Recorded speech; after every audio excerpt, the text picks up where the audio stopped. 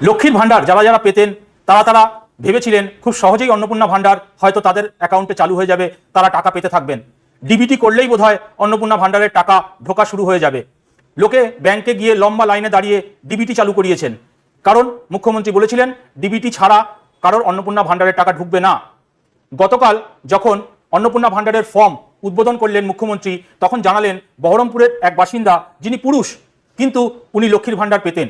তো এই সমস্ত কিছুকে পরিষ্কার করার জন্য অন্নপূর্ণা ভান্ডারের একটি 12 পেজের ফর্ম কালকে ওয়েবসাইটে আপলোড হয়েছে, এবং এই 12 পেজের ওয়েবসাইটের যে ফর্ম সেটা দেখে সবার মাথা খারাপ হয়ে গিয়েছে। সবাই ভাবছে দরকার নেই এই অন্নপূর্ণা ভান্ডার, এত বড় ফর্ম কে ফিল আপ করবে, আবার লম্বা লাইনে দাঁড়িয়ে গিয়ে ফর্ম জমা করতে হবে, সমস্ত ডকুমেন্ট দিতে হবে, এমনকি বাড়ির দলিলের জেরক্সও দিতে হবে, এমনটাই ওই ফর্মে লেখা আছে। সুতরাং মানুষ কনফিউজ হয়ে গিয়েছে যে আমি কি এই অন্নপূর্ণা ভান্ডারের জন্য আবেদন করব নাকি করব না, করলেও আদৌ কি পাবো নাকি পাবো না, এই ধরনের বিভিন্ন প্রশ্ন কিন্তু মানুষের মধ্যে এখন ঘোরাফেরা করছে। কিন্তু মুখ্যমন্ত্রী বলেছেন 3 মাস সময় আছে আবেদন করার জন্য। অনলাইনে অ্যাপ্লিকেশন হয়তো 1 তারিখ কি 2 তারিখ থেকে চালু হয়ে যাবে, অফলাইনের ফর্ম অলরেডি পাবলিশ হয়ে গিয়েছে। আমার এই ভিডিওর ডেসক্রিপশন বক্সে আমি অন্নপূর্ণা ভান্ডারের যে ফর্মটা আছে তার লিঙ্কটা আমি আপনাদের সঙ্গে শেয়ার করে দিচ্ছি, আপনারা চাইলে ওখান থেকে ডাউনলোড করতে পারেন। বন্ধুরা, এই হচ্ছে সেই ফর্ম, 12 পেজের ফর্ম, যেটা আমি ফিল আপ করে রেখেছি। সেই ফিল আপটা আমি আপনাদেরকে আজকে দেখাবো। প্রত্যেকটা পেজ আমি ফিল আপ করে রেখেছি এবং শেষ পর্যন্ত ফিল আপ করা আছে। আমি আপনাদেরকে পুরোটা বুঝিয়ে আপনাদেরকে আজকের এই ভিডিওতে দেখাবো। পুরো ভিডিওটা দেখে নিলে আপনার কিন্তু কোনো ডাউট হবে না যে এই ফর্ম ফিল আপটা বোধহয় খুব কঠিন। না, এটা একদম কঠিন নয়। প্লিজ ভিডিওটা দেখে নিন, একবারের জন্য দেখে নিন, আপনার সব ডাউট ক্লিয়ার হয়ে যাবে। আরও একটি কথা বন্ধুরা, বিভিন্ন রকমভাবে বিভিন্ন মানুষ এই অন্নপূর্ণা ভান্ডারের ফর্ম ফিল আপ নিয়ে ভিডিও করছেন। যে যেটা বুঝছেন সে সেটা বোঝাচ্ছেন, কিন্তু আপনাকে যাচাই বাছাই করতে হবে যে কোন ভিডিওটায় ঠিক কথা বলছে, কোনটায় ঠিক কথা বলছে না। আমি চেষ্টা করব আপনাদেরকে সঠিক তথ্য দেওয়ার। আমি একটি ফর্ম ফিল আপ করে আপনাদেরকে দেখাচ্ছি, যেখানে আমি ধরে নিয়েছি যে একটি পরিবার আছেন, যার মুখিয়া, যার যে মুখ্য, সে হচ্ছেন একজন পুরুষ, উনি একজন কৃষক। ওনার ওয়াইফ আছেন যিনি গৃহবধূ অর্থাৎ হাউস ওয়াইফ। ওনার একটি মেয়ে আছে যার বয়স 22 বছর থেকে 23 বছর, এবং তার একটি ছেলে সন্তান আছেন যার বয়স হচ্ছে 12 থেকে 13। উনি ক্লাস 7-এ পড়েন, মানে বাচ্চাটি ক্লাস 7-এ পড়ে। আমি আপনাদেরকে এই এক্সাম্পলটা দিয়ে একটা ফর্ম ফিল আপ করে দেখাচ্ছি। দেখুন, ফর্মটা এক একজন মানুষের ক্ষেত্রে এক এক রকমভাবে ভরা হবে, কারোর কিছু কন্ডিশন। কিন্তু এই পরিবারের ক্ষেত্রে যদি আমি ফর্মটা ফিল আপ করি, তাহলে আমি কিভাবে ফিল আপ করবো সেটা আমি আপনাদেরকে দেখাবো। আপনাদেরকে নিজেদের পরিবারের হিসেবে কিন্তু ভরতে হবে। দেখুন, ফর্মটা যদিও দেখতে মনে হচ্ছে অনেক বড়, কিন্তু এখানে মাত্র 8টি ডিটেলসই চাওয়া হয়েছে, তেমন কিছু ডিটেলস চাওয়া হয়নি। মাত্র 8টি ডিটেলস চাওয়া হয়েছে। কি কি 8টি ডিটেলস? এক হচ্ছে আপনার পরিবারের পরিচয়, 2 হচ্ছে রেশন কার্ড বা আপনি রেশন ভর্তুকি পান কিনা, 3 হচ্ছে আপনার সম্পদ, আপনার কত কি গাড়ি বাড়ি আছে সেগুলো, 4 নম্বর হচ্ছে আপনার আয় বা পেশা, আপনি কি পেশার সঙ্গে যুক্ত, কত টাকা আপনার আয় আছে। এছাড়া রয়েছে অন্যান্য পরিচয় নথি, যেমন আপনার সিএ এর জন্য অ্যাপ্লিকেশন করেছেন কিনা বা এই ধরনের, সেটা আমি ফর্ম যখন ফিল আপ করবো আপনাদেরকে দেখিয়ে দেবো। এছাড়া আপনার ডিপেন্ডেন্ট, মানে এখানে বেসিক্যালি ফর্মটা ভরছে হচ্ছে যে পরিবারের মুখিয়া, যে পরিবারের মেন, উনি এই ক্ষেত্রে কিন্তু উনি একজন কৃষক, উনি ভরছেন ফর্মটা, কিন্তু উনি ভরছেন ফর্মটা, কিন্তু যিনি অন্নপূর্ণা ভান্ডার পাবেন উনি ভরছেন না, ফর্মটা ভরছেন পরিবারের যে মেন, উনি একজন পুরুষ। এই ক্ষেত্রে যদি কোনো একজন ভরছেন যার হাজবেন্ড হয়তো মারা গিয়েছেন, তিনি মহিলা, উনি হয়তো অন্নপূর্ণা ভান্ডারের জন্য অ্যাপ্লাই করছেন, তাহলে উনি সেটা ফিল আপ করছেন। আমার এই ফর্মের ক্ষেত্রে একজন পুরুষ ফিল আপ করছেন, পরিবারের যে মেন হেড সে ফিল আপ করছেন, সুতরাং তার হিসেবে ভাবতে হবে। এরপরে যেটা হচ্ছে সেটা হচ্ছে আপনি সরকারি প্রকল্পের আওতায় কোনো টাকা পয়সা আগে থেকে পান কিনা সেটা আপনাকে জানাতে হবে। আপনি বা আপনার মিসেস এই ক্ষেত্রে কেউ পান কিনা সেই ডিটেলসটা আপনাকে জানাতে হবে। আর সবার লাস্টে আপনাকে ঘোষণা করতে হবে বা আপনাকে সেলফ ডিক্লারেশন দিতে হবে যে হ্যাঁ, আমি এই ফর্মে যা যা বিবরণ দিলাম সব সত্যি। বন্ধুরা, এখানে কিন্তু এই ডকুমেন্টগুলো কিন্তু আপনাকে প্রথমে রেডি রাখতে হবে। বেসিক্যালি ব্যাংক অ্যাকাউন্টের ডিটেলস, ব্যাংক অ্যাকাউন্টের পাসবুকের first page, Aadhaar card, PAN card, voter card, এই সমস্ত জিনিসের জেরক্স কপি এবং সেলফ অ্যাটাস্টেড নিজে নিজে সাইন করে কিন্তু সেই ফর্মগুলো জমা করতে হবে। এবং শুধু একজনের জমা করলে হবে না, যিনি অন্নপূর্ণা ভান্ডার চাইছেন উনি জমা করবেন তা নয়, ওনার পরিবারের সমস্ত সদস্যের ডিটেলসগুলো কিন্তু এখানে দিতে হবে এবং সমস্ত ডকুমেন্ট জমা করতে হবে। ফর্মটা যখন ফিল আপ করে আপনাদেরকে দেখাবো তখন আরো পরিষ্কার হয়ে যাবে আমি আপনাদেরকে কি বোঝাতে চাইছি। তাহলে চলুন দেরি না করে ফর্ম ফিল আপটা শিখে নিই। বন্ধুরা, ঘাবড়াবেন না, মনে হচ্ছে অনেক বড় কিছু 12 পেজের ফর্ম, কিন্তু এমনটি নয়, খুব সাধারণ। আপনারা ফর্ম ফিল আপটা দেখলেই বুঝতে পারবেন যেটা এমন বড় কোনো ব্যাপার নয়। অন্নপূর্ণা ভান্ডার চালু হবে, আপনি পাবেন, সরকার 3 মাস সময় দিয়েছে, আপনি আরামসে ভরুন, আরামসে জমা করুন সমস্ত কাগজপত্র রেডি করে। এমন নয় যে আপনি যদি জুন মাসের শেষে গিয়ে বা জুলাই মাসে গিয়ে আপনি ফর্ম জমা করেন তাহলে জুন মাসের টাকা আপনি মার হয়ে যাবে আপনার, তা নয়। সরকার আপনাকে এই টাকাটাও দেবে, একসাথে দেবে যখন আপনি অ্যাপ্লাই করবেন। সুতরাং ঘাবড়াবেন না, আরামসে ফর্ম ফিল আপটা শিখে নিন, জমা করুন, নিশ্চয়ই আপনি অন্নপূর্ণা ভান্ডার পাবেন যদি আপনি যোগ্য হন। তাহলে চলুন ফর্ম ফিল আপটা শিখে নিই। বন্ধুরা, এখানে একটি বিশেষ দ্রষ্টব্য রয়েছে যেটা আমি আপনাদেরকে সবার প্রথমে বলতে চাই। এই কথাটি কিন্তু ফর্মের একদম শেষে লেখা আছে, কথাটি ভালো করে আগে বুঝবেন, তারপরেই কিন্তু ফর্ম ফিল আপটা আপনার কাছে পরিষ্কার হবে। এখানে পরিষ্কার লেখা আছে, পরিবার বলতে এমন একদল ব্যক্তিকে বোঝায় যারা সাধারণত একসঙ্গে বসবাস করেন এবং একই রান্নাঘর থেকে খাবার গ্রহণ করেন। এই কথাটা কিন্তু বন্ধুরা খুবই ইম্পর্টেন্ট। এই কথাটা পেজের একদম শেষে দেওয়া আছে, কিন্তু আমি সবার প্রথমে আপনাদেরকে এটা বোঝাতে চাই যে এখানে পরিবার কথার অর্থ কি। পরিবার মানে একটাই রান্নাঘর যেখান থেকে ওই পরিবারের সবাই খাবার গ্রহণ করেন বা খাবার খান। এমন হতে পারে যে আপনার বাবা মা হয়তো আলাদা হয়ে গিয়েছে আপনার থেকে এবং আপনি নিজে একটি সংসার করেন বা একটি পরিবার চালান, যেখানে আপনি, আপনার ওয়াইফ এবং আপনার সন্তান এই তিনজন একসাথে থাকেন। তাহলে এই তিনজনের কিন্তু একটা পরিবার হয়ে গেল। আপনার বাবা মা কিন্তু ওই পরিবারের অন্তর্ভুক্ত রইল না। কিন্তু যদি আপনারা জয়েন্ট ফ্যামিলি হন, একসাথে সবাই থাকেন, তাহলে কিন্তু এই 5 জনের ডিটেলসই আপনাকে দিতে হবে। বাবা, মা, আপনি সন্তান, আপনার, তারপরে আপনার মিসেসের, তারপরে আপনার বাচ্চার। বেসিক্যালি পরিবার কথাটার অর্থ কিন্তু আগে বুঝে নিয়ে তারপরে এই ফর্মটা ফিল আপ শুরু করা হবে। চলুন তাহলে ফর্ম ফিল আপটা শুরু করি। বন্ধুরা, এই হচ্ছে সেই ফর্ম, অন্নপূর্ণা যোজনা পারিবারিক তথ্য সংগ্রহের ফর্ম। আমি যেমন বললাম যে আমি একটি পরিবারকে ধরে চলছি যার বাবা হচ্ছে কৃষক, মা হাউসওয়াইফ, আর একটি মেয়ে আছে যার বয়স 22 থেকে 23 বছর, স্টুডেন্ট, এবং একটি ছেলে সন্তান আছেন যে ক্লাস 7-এ পড়ে। তাহলে এখানে প্রথমে আছে পরিবারের প্রধানের নাম। পরিবারের প্রধানকে না ওই কৃষক, তাহলে তার নাম আমি লিখেছি ABCD দাস, এটা র্যান্ডাম লিখেছি আমি। তার জন্ম তারিখ মানে পরিবারের যে হেড তার জন্ম তারিখ এখানে আপনি দেবেন ফুল। পরিবারের প্রধানের লিঙ্গ, সে পুরুষ, তাহলে তার এখানে লিঙ্গ পুরুষ ক্লিক করলাম। যদি বাই চান্স পরিবারের প্রধান মহিলা হন তাহলে মহিলাতে ক্লিক করবেন। পরিবারের প্রধানের আধার কার্ডের নাম্বার, আমি একটা র্যান্ডাম আধার কার্ডের নাম্বার এখানে দিয়েছি। এরপরে পরিবারের যদি ডিজিটাল রেশন কার্ড থাকে তাহলে সেই রেশন কার্ডের নাম্বারটা এখানে লিখতে হবে। এরপরে পরিবারের সদস্যের সংখ্যা, আমি যেমন বললাম যে এই পরিবারে 4 জন সদস্য আছে, তাহলে 4 লিখবেন। ঠিকানা, একটা র্যান্ডাম ঠিকানা আমি দিয়েছি, এটা একটা র্যান্ডাম ঠিকানা, আপনি আপনার ঠিকানা দেবেন। যোগাযোগের নম্বর, এখানে কার নাম্বার দেবেন, এখানে পরিষ্কার লেখা আছে বিশেষত পরিবারের প্রধানের আধার নম্বরের সঙ্গে যুক্ত মোবাইল নম্বর। এই নাম্বারটা পরিবারের যে প্রধান, এখানে আমার সেই কৃষক বন্ধু, তার আধারের কার্ডের সাথে যে মোবাইল নাম্বারটা লিঙ্ক আছে সেই নাম্বারটা এখানে দিতে হবে। এরপরে চলে আসছে নাম, জন্ম তারিখ, লিঙ্গ, পরিবারের প্রধানের সঙ্গে সম্পর্ক, মানে পরিবারের সবার ডিটেলস। সবার প্রথমে কি আছে না, এখানে যে পরিবারের প্রধান তার নাম দিতে হবে, দিয়ে দিলাম ওই কৃষক বন্ধুর নাম। এরপরে এটা ওনার মিসেসের, মানে যিনি অন্নপূর্ণা ভান্ডারের জন্য অ্যাপ্লাই করছেন। দেখুন এখানে লেখা আছে যে অন্নপূর্ণা যোজনার জন্য আবেদন করা হচ্ছে কি হচ্ছে না, সেটা এখানে হ্যাঁ বা নাতে লিখতে হবে। এখানে পরিবারের প্রধান যে, সে তো কৃষক, তাহলে কি সে অ্যাপ্লাই করবে? উনি তো পুরুষ না, তাহলে এখানে কেটে দেবেন। এরপরে যে ডিটেলসটা দিয়েছি সেটা হচ্ছে ওনার মিসেসের, তাহলে ওনার নাম, ওনার জন্ম তারিখ, উনি একজন ফিমেল মহিলা, উনি ওনার সঙ্গে সম্পর্ক কি না, উনি হচ্ছেন পরিবারের প্রধানের ওয়াইফ, মিসেস বউ, তাহলে সেটা এখানে ওয়াইফ লিখবো। উনি কি অন্নপূর্ণা ভান্ডারের জন্য অ্যাপ্লাই করছেন? হ্যাঁ, উনি অন্নপূর্ণা ভান্ডারের জন্য অ্যাপ্লাই করছেন, তাহলে এখানে হ্যাঁতে টিক করবো। এরপরে পরিবারের যে দ্বিতীয় সদস্য, উনি বলেছিলাম যে 22-23 বছরের একটি কন্যা, তাহলে এখানে ওনার নাম মানে ওই মেয়েটির নাম, তার জন্ম তারিখ, তার লিঙ্গ, সে একজন ফিমেল, একজন মেয়ে মহিলা, উনিও কি অ্যাপ্লাই করছেন অন্নপূর্ণা ভান্ডারের জন্য? হ্যাঁ, উনিও অ্যাপ্লাই করছেন, তাহলে এখানে হ্যাঁতে টিক করবেন। যদি না হয় তাহলে নাতে টিক করবেন।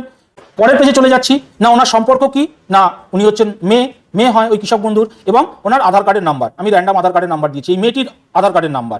এরপরে আমি বলেছিলাম তার একটি ছেলে আছে যে ক্লাস 7-এ পড়ে, তাহলে তার নাম, তার জন্ম তারিখ, সে একটি ছেলে মানে মেল, তাই মেল লিখলাম। সম্পর্ক কি না, সে তার ছেলে হয়, সান, এবং যদি তার আধার কার্ড থাকে তাহলে আধার কার্ডের নাম্বার। সে কি অন্নপূর্ণা যোজনার জন্য অ্যাপ্লাই করছে? না, তাহলে এখানে আমি হ্যাঁটা কেটে দিয়েছি। এরপরে আরও সদস্য যদি থাকে তাদের সংখ্যা এখানে লিখতে হবে, তাদের ডিটেলসও লিখতে হবে। এখানে আমার 4 জন পরিবারে, সুতরাং আর আমি কিছু দিইনি। এরপরে চলে আসছে পরিবারের প্রধান এবং পরিবারের সকল প্রাপ্তবয়স্কদের অ্যাকাউন্ট নাম্বার যদি থাকে তাহলে দিতে হবে। এবার দেখুন পরিবারের যে হেড অফ দ্য ফ্যামিলি, তার নামঠাম এখানে আর কিছু দেওয়ার দরকার নেই, কারণ তার নাম আমরা আগেই উল্লেখ করেছি। এখানে হ্যাঁ, তার একটি SBI-তে অ্যাকাউন্ট আছে, একটা র্যান্ডাম অ্যাকাউন্ট নাম্বার আমি লিখে দিয়েছি, এবং সেই SBI-এর অ্যাকাউন্ট নাম্বারের যে IFSC কোড সেটা এখানে দিতে হবে। এখানে কিন্তু মাথায় রাখবেন যে এই যে ডিটেলসটা দেওয়া হলো তার কিন্তু ব্যাংকের পাসবইয়ের প্রথম যে পেজটা সেটা কিন্তু জেরক্স করে দিতে হবে। আরও একটি জিনিস মাথায় রাখার, যে DBT লিঙ্ক করা আছে কিনা সেটাও কিন্তু মাথায় রাখতে হবে। DBT লিঙ্ক না করা থাকলে DBT লিঙ্কটা কিন্তু করিয়ে নিতে হবে। এইবার পরিবারের যে প্রথম সদস্য, ওই যে ওনার মিসেস, যিনি অন্নপূর্ণা ভান্ডারের জন্য অ্যাপ্লাই করছেন, মনে করো তার অ্যাকাউন্ট PNB-তে আছে, পাঞ্জাব ন্যাশনাল ব্যাংকে আছে, তাহলে তার অ্যাকাউন্ট নাম্বার, তার IFSC কোড, এরও কিন্তু একটা ফার্স্ট পেজের জেরক্স আপনাকে জমা করতে হবে, কারণ উনি অন্নপূর্ণা ভান্ডারের জন্য অ্যাপ্লাই করছেন। এরপরে সেই মেয়েটি, ওনার মেয়ে, সেই মেয়েটির মনে করুন ইউনিয়ন ব্যাংক অফ ইন্ডিয়াতে অ্যাকাউন্ট আছে, তাহলে তার ইউনিয়ন ব্যাংক অফ ইন্ডিয়া লিখবেন, তার অ্যাকাউন্ট নাম্বার লিখবেন, তার IFSC কোড লিখবেন, এবং এরও ফার্স্ট পেজ দিতে হবে, উনিও অন্নপূর্ণা ভান্ডারের জন্য অ্যাপ্লাই করছেন। এরপরে ছেলেটি বাচ্চাটি তার কোনো অ্যাকাউন্ট ডিটেলস নেই, তার কোনো অ্যাকাউন্ট নাম্বার নেই এবং সে অ্যাপ্লাইও করছে না অন্নপূর্ণা ভান্ডারের জন্য, সুতরাং এনে করে দিলাম। 3 নম্বর পেজে এখানে আছে এপিক নাম্বার, যারা যারা ভোট দিয়েছেন, ভোটার কার্ড আছে, তাদের ডিটেলস দিতে হবে। প্রথমে হচ্ছে হেড অফ দ্য ফ্যামিলি, সেই কৃষক বন্ধু, তার এপিক নাম্বার একটা আমি র্যান্ডম দিয়ে দিয়েছি, মানে তার ভোটার কার্ডের নাম্বার এবং তার কনস্টিটিউয়েন্সি কি, তার পার্ট কি, সেটা এখানে দেবেন, সেটা আপনি আপনার ভোটার কার্ডেই পেয়ে যাবেন।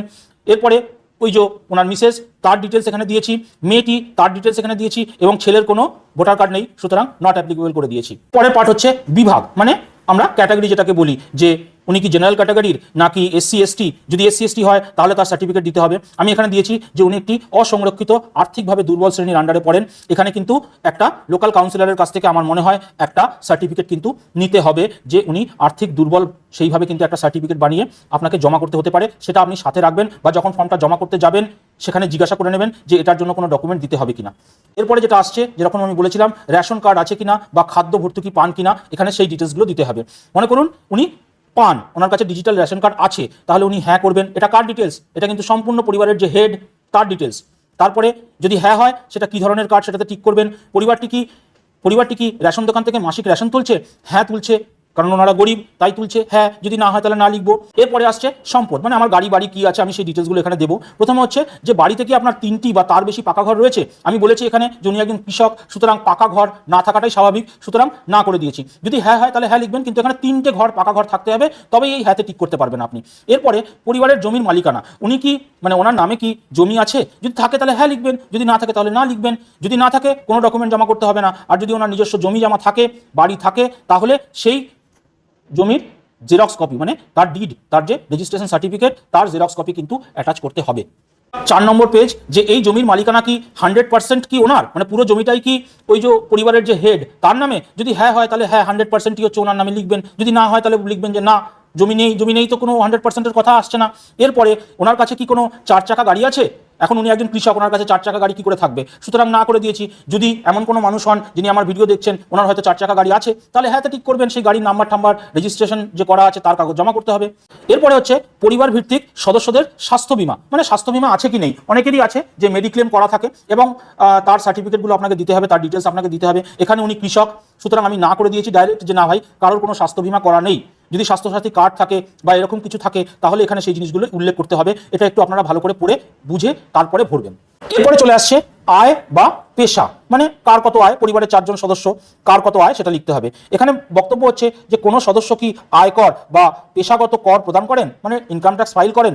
এবার এখানে একজন কৃষক, উনি কি করে ইনকাম ট্যাক্স ফাইল করবেন, সুতরাং না। যদি আপনি ইনকাম ট্যাক্স ফাইল করেন আপনার পরিবারের হেড, তাহলে কিন্তু হ্যাঁ লিখতে হবে।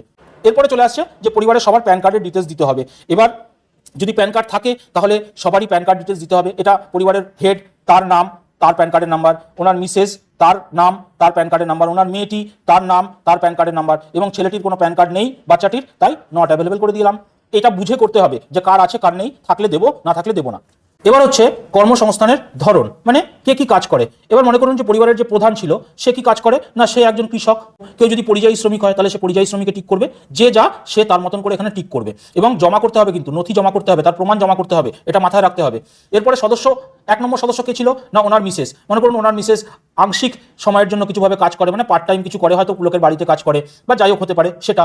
যদি না হয় তাহলে মনে করুন উনি একজন গৃহবধূ, তাহলে এখানে লিখে দেবেন হাউস ওয়াইফ, বাংলায় লিখে দেবেন গৃহবধূ, এটা তো বাংলার ফর্ম, গৃহবধূ লিখে দেবেন, হয়ে গেল। সদস্য নম্বর 1 ওনার মিসেস ছিল, সদস্য নম্বর 2 হচ্ছে ওনার মেয়ে। মনে করুন মেয়েটি বেকার এবং সে একটি স্টুডেন্ট, তাহলে এখানে স্টুডেন্ট লিখে দিন। সে অবিবাহিত, আমি বলেছি তার 22-23 বছর বয়স, সে আমি ধরে নিয়েছি সে অবিবাহিত, সুতরাং স্টুডেন্ট। যদি সেরকম যার যেরকম কেস হবে সে সেরকম লিখবে। ওনার যে ছেলেটি, উনি 3 নম্বর সদস্য, সে কিছুই করে না, সে নট অ্যাপ্লিকেবল করে দিন যে সে কিছুই করে না, ব্যাস হয়ে গেল। এইবার চলে আসছে যে পরিবারের শিক্ষিত কারা কারা আছে সেই ডিটেলসটা দিতে হবে। মনে করুন আমি এই ক্ষেত্রে ধরে নিয়েছি যে 2 জন শিক্ষিত আর 2 জন অশিক্ষিত। পরিবারের যে প্রধান সে কি, সে না অশিক্ষিত, কারণ সে একজন কৃষক, সে মনে করুন ক্লাস 4 পাস করেছে, এখানে লিখে দিন ক্লাস 4 পাস। ওনার যে মিসেস ওয়াইফ, উনিও অশিক্ষিত, উনি ক্লাস 5 পাস করেছে, আমি ধরে নিতে পারি, তাহলে অশিক্ষিত লিখবো, বা শিক্ষিত লিখতে চাইলেও লিখতে পারেন, কোনো অসুবিধা নেই। এরপরে ওনার যে মেয়েটি, সেই মেয়েটি মনে করুন গ্র্যাজুয়েশন করেছে এবং চাকরি বাকরি খুঁজছে, বেকার, তাহলে লিখে দিন গ্র্যাজুয়েট। ওনার সার্টিফিকেটের কিন্তু জেরক্স এখানে জমা করতে হবে। ওনার যে বাচ্চাটি, উনি ক্লাস 7-এ পড়ে, ওই বাচ্চাটি ক্লাস 7-এ পড়ে, এখানে লিখে দিন ক্লাস 7-এ পড়ে, হয়ে গেল। 7 নম্বর পেজে আছে যে কোনো সদস্য কি সাংবিধানিক পদ, মন্ত্রী, সাংসদ, বিধায়ক, পৌরস্থানীয় সংস্থা এবং পঞ্চায়েত সংস্থার প্রাক্তন বা বর্তমান ধারক? যদি হ্যাঁ হয় তাহলে হ্যাঁ লিখতে হবে, তার ডকুমেন্ট দিতে হবে, তার নাম্বার দিতে হবে। না, আমার ক্ষেত্রে না, কারণ আমার ইনি কৃষক একজন, সে কোনোভাবেই কোনো কিছুর সঙ্গে যুক্ত নয়। কোনো সদস্য কি সরকারি পেনশনভোগী? যদি হ্যাঁ হয় তাহলে হ্যাঁতে টিক করতে হবে, তার ডকুমেন্ট জমা করতে হবে। যদি না হয় তাহলে না, কারণ আমার এই পরিবারের সমস্ত সদস্যই কিন্তু বেকার বেসিক্যালি, আর উনি হচ্ছেন কৃষক। বাকি মেয়েটি স্টুডেন্ট। কোনো সদস্য কি জিএসটির আওতায় পড়েন? তার মানে কারোর কি ব্যবসা আছে? যদি কারোর ব্যবসা থেকে থাকে তাহলে সে এখানে হ্যাঁ করবে, ব্যবসা থাকলে সে হ্যাঁ করবে, তার জিএসটি নাম্বার থাকলে সে তার জিএসটি নাম্বারটা এখানে দেবে। এইবার চলে আসে পরিবারের মোট বার্ষিক আয়। মনে রাখবেন এখানে মোট বার্ষিক আয় আমি ধরে নিয়েছিলাম যে আমার এই বন্ধুটি কৃষক, সুতরাং তার বার্ষিক আয় আমি ধরে নিলাম যে 1,80,000 টাকা। টোটাল মিলিয়ে তার বার্ষিক আয় 1,80,000 টাকা। কারোর যদি 5 লাখ টাকা হয় তাহলে 5 লাখ টাকা লিখবেন, যার যা ইনকাম সে সেটা লিখবেন। এবার যদি এখানে প্রশ্ন করেন যে এই অন্নপূর্ণা ভাণ্ডারের ক্ষেত্রে কত টাকা হলে তবেই আমি অন্নপূর্ণা ভাণ্ডার পাবো, দেখুন সেই প্রশ্নের উত্তর আপাতত কিন্তু কোথাও দেওয়া নেই। যেটা লোকের মুখে শোনা যাচ্ছে বা গুগলে সার্চ করে শোনা যাচ্ছে যে বার্ষিক আয় যদি 2 লক্ষ টাকার উপরে হয় পুরো পরিবারের, তাহলে হয়তো অন্নপূর্ণা ভাণ্ডার নাও পাওয়া যেতে পারে। এখনো পর্যন্ত এটা পরিষ্কার নয়, তবে আপনার অ্যাকচুয়াল ডিটেলসটাই আপনি এখানে দেবেন যে আপনার টোটাল আয়, পুরো পরিবারের বার্ষিক আয় কত সেটা আপনি এখানে উল্লেখ করবেন। এর পরের পার্টটা হচ্ছে অন্যান্য পরিচয় নথি, সিএএ আবেদন করেছেন কিনা। আমার এই ক্ষেত্রে না, কেউই সিএ এর জন্য আবেদন করেননি, কারণ ওনারা পশ্চিমবঙ্গবাসী, ওনারা ভারতবাসী। এবার 8 নম্বর পেজ যে কোনো কিষাণ ক্রেডিট কার্ড আছে কিনা, কোনো স্টুডেন্ট ক্রেডিট কার্ড আছে কিনা। আমি ধরে নিলাম যে হ্যাঁ, উনি যেহেতু কৃষক ওনার কিষাণ ক্রেডিট কার্ড আছে, সুতরাং সেই ক্রেডিট কার্ডের নাম্বার এখানে দিতে হবে, তার আইডির সংখ্যা দিতে হবে, কবে ইস্যু হয়েছে কিষাণ ক্রেডিট কার্ড সেই নাম্বারটা এখানে উল্লেখ করতে হবে। যদি ওনার থাকে, আমি ধরে নিয়েছি আছে তাই আমি ভরেছি, যদি না থাকে তাহলে নো করে দেবেন, কোনো অসুবিধা নেই, এই যে নট অ্যাপ্লিকেবল। ওনার মিসেসের কোনো কার্ডই নেই, কোনো কিষাণ ক্রেডিট কার্ড নেই, স্টুডেন্ট ক্রেডিট কার্ড নেই, কিছুই নেই এসব, তাহলে সে নট অ্যাপ্লিকেবল করে দেবে। এবার আমি ধরে নিচ্ছি যে ওনার যে মেয়েটি, সেই মেয়েটি একজন স্টুডেন্ট, সুতরাং ওনার স্টুডেন্ট ক্রেডিট কার্ড আছে, সেই ক্রেডিট কার্ডের নাম্বার লিখবে, তার আইডি লিখবে, কবে ইস্যু হয়েছে সেটা লিখবে। ওনার যে ছেলেটি, বাচ্চাটি, তার কোনো কার্ড নেই, কোনো কিষাণ ক্রেডিট কার্ড নেই, কোনো স্টুডেন্ট কার্ড নেই, সুতরাং নট অ্যাপ্লিকেবল করে দেবে। থাকলে ভরতে হবে, না থাকলে ভরতে হবে না, এটা হচ্ছে সিম্পল ফান্ডা। এরপরে নিচে আছে যে এসআইআর এর জন্য কি নাম বাদ পড়েছে বা আপনি কি ট্রাইব্যুনালে বিচারের জন্য আবেদন করেছেন, যে না ভাই আমি তো অ্যাপ্লাই করিনি, তাহলে প্রযোজ্য নয় বলে ঠিক করে দিলাম। এবং সব পরিবারের সবারই কিন্তু এসআইআর এর জন্য নাম বাদ পড়েনি, সুতরাং সব নো করে দেবো আমি। এর পরের পার্টটা আসছে সামাজিক মর্যাদা এবং নির্ভরশীল ব্যক্তিগণ, মানে কে কে বেসিক্যালি ডিপেন্ডেন্ট, আমরা যেটা ইংরেজিতে বলি ডিপেন্ডেন্ট। এই ক্ষেত্রে দেখুন ওনার একটি ছেলে আছে যে ক্লাস 7-এ পড়ে, তার নামটা এখানে লিখতে হবে, কোন ক্লাসে পড়ে লিখলাম, কোন স্কুলে পড়ে সেই স্কুলের নাম লিখবেন, এটা কি সরকারি স্কুল নাকি বেসরকারি স্কুল, সরকারি স্কুলে পড়ে, সুতরাং সেটা লিখে দিলাম, ব্যাস এইটুকুনি। যদি আরও বাচ্চা কাচ্চা থাকে তাহলে তাদের ডিটেলসও কিন্তু ভরতে হবে। 9 নম্বর পেজে শিশুদের টিকাকরণ ব্যবস্থা, ওই যে বাচ্চাটি, ওর কি টিকাকরণ হয়েছে, আমি লিখে দিয়েছি হ্যাঁ হয়েছে, ক্লাস 7-এ পড়ে, তার মানে সব টিকা দিয়েছে। যদি হ্যাঁ হয় তাহলে হ্যাঁ লিখে দেবেন, যদি না হয় তাহলে না লিখে দেবেন, সিম্পল, এটা নিয়ে অত মাথা ঘামানোর দরকার নেই। এরপরে হচ্ছে যে সরকারি প্রকল্পের আওতায় কি কোনো সুবিধা কেউ নিচ্ছে, কোনো ডিবিটির মাধ্যমে কি কারোর টাকা ঢুকছে।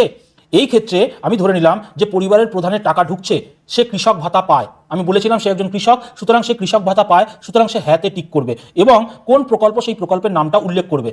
দেখুন পরের পেজটায় এখানে আমি মেনশন করেছি যে সে কৃষক ভাতা পায় এবং এখানে লেখা আছে সে কি নিজের নাম প্রত্যাহার করে নিতে চায় এই কৃষক ভাতা থেকে। না ভাই, সে কেন নেবে, সে গরিব মানুষ, সে কৃষক ভাতা পাচ্ছে, সে কৃষক ভাতা নেবে, সুতরাং আমি এই হ্যাঁটাকে কেটে দিয়েছি। মানে আমি কৃষক ভাতার টাকাটা কিন্তু আমি চাইছি, আমি যেরকম পাচ্ছি আমি সেরকমই পেতে চাই, সুতরাং আমার নামটা যেন প্রত্যাহার করা না হয়, সুতরাং আমি এই হ্যাঁটাকে কেটে বাদ দিয়ে দিয়েছি। এরপরে ওনার মিসেস ছিল প্রথম সদস্যা, উনি কি কোনো ডিবিটির মাধ্যমে টাকা পেতেন, যদি ওনার আগে লক্ষ্মীর ভাণ্ডার পেতেন তাহলে হ্যাঁ লিখবো যে হ্যাঁ আগে লক্ষ্মীর ভাণ্ডার পেতেন, ডাইরেক্ট ওনার অ্যাকাউন্টে ঢুকতো, তাহলে হ্যাঁ লিখবো, এখানে লিখে দেবো যে হ্যাঁ লক্ষ্মীর ভাণ্ডার পেতেন। যদি না পেতেন তাহলে লিখবো যে না, সে আগে কোনো টাকা পেতেন না, এখন আমরা ফ্রেশ করে অ্যাপ্লাই করছি অন্নপূর্ণা ভাণ্ডারের জন্য, তাহলে এখানে না হবে। এই জায়গাটা কিন্তু খুব ইম্পর্টেন্ট, মাথায় রাখবেন। আগে আপনি লক্ষ্মীর ভাণ্ডার পেতেন তাহলে হ্যাঁ লিখবেন, যদি আপনি আগে লক্ষ্মীর ভাণ্ডার না পেতেন, এখন ফ্রেশ অ্যাপ্লাই করছেন, তাহলে না লিখবেন। এখানে লিখবেন লক্ষ্মীর ভাণ্ডার পেতেন। সেটা কি আপনি চাইছেন যে এই প্রকল্প থেকে নিজের নাম প্রত্যাহার করে নিতে চাইছেন? আপনি তো চাইছেন না আপনার লক্ষ্মীর ভাণ্ডার বন্ধ হোক, আপনি চাইছেন আপনার লক্ষ্মীর ভাণ্ডার যেরকম চলছে চলুক এবং আপনি অন্নপূর্ণা ভাণ্ডারে কনভার্ট হতে চান লক্ষ্মীর ভাণ্ডার থেকে, সুতরাং এই হ্যাঁটা কেটে দেবেন যে না, আমার লক্ষ্মীর ভাণ্ডার চলছিল, আমি সেই টাকা পেতে চাই, কন্টিনিউ করতে চাই। পরেরটা হচ্ছে ওনার মেয়ে কি আগে কোনো টাকা পেতেন, লক্ষ্মীর ভাণ্ডার পেতেন? না, উনি আগে লক্ষ্মীর ভাণ্ডার পেতেন না, কিন্তু উনি এখন নতুন করে অ্যাপ্লাই করছেন, নতুন করে উনি অন্নপূর্ণা ভাণ্ডারের জন্য অ্যাপ্লাই করছেন, সেটা আমরা প্রথম পেজেই হ্যাঁতে ক্লিক করে দিয়েছিলাম। সুতরাং আগে কোনো পেতেন কি পেতেন না এখানে হ্যাঁ বা নাতে লিখতে হবে, আগে উনি কোনো ডাইরেক্ট বেনিফিট ট্রান্সফারের মাধ্যমে কোনো টাকা পেতেন না, সুতরাং নাতে আমি টিক করব।